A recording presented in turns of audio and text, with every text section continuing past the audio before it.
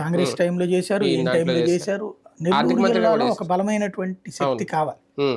రెండవది ఏంటంటే దాదాపుగా 4 ఏళ్ల పాటు అతను అంటే తనకు మంత్రివర్గంలో రానందుకు గాను అసంతృప్తి 4 ఏళ్లు కొనసాగించారు.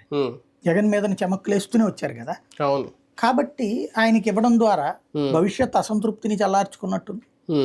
రెండవది అక్కడ ఉన్నటువంటి పార్టీ వాళ్ళకంటే కూడా బయట వచ్చిన వాళ్ళకి అంటే ఇప్పుడు అక్కడ ఏమైంది, వైసీపీ నుంచి వచ్చిన వాళ్ళ వల్ల విజయమైంది.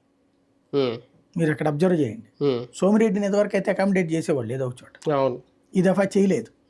ఇక్కడ పాయింట్ ఏంటంటే ఆనం రామనారాయణ రెడ్డి, తర్వాత వేమిరెడ్డి, ప్రశాంత్ రెడ్డి, తర్వాత ఇట్లా వచ్చినటువంటి వాళ్ళు కోటంరెడ్డి, ఇట్లాంటి వాళ్ళందరి వలన అక్కడ విజయం సాధ్యమైంది. 10కి 10 గెలుచుకుంది కదా కిందసారి వైసీపీ. అంతకు ముందు కూడా వైసీపీ డామినేటెడ్ డిస్ట్రిక్ట్. అట్లాంటిది ఈ దఫా డామినేట్ చేయలేకపోయింది కదా వైసీపీ. ఈవెన్ నల్లపరెడ్డి మీద ప్రశాంత్ రెడ్డి గెలవడం అంటే ఆషామాషి వ్యవహారం అది.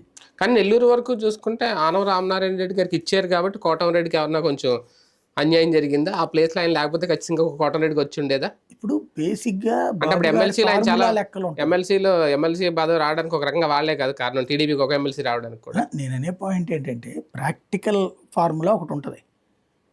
ఆయన ఆలోచన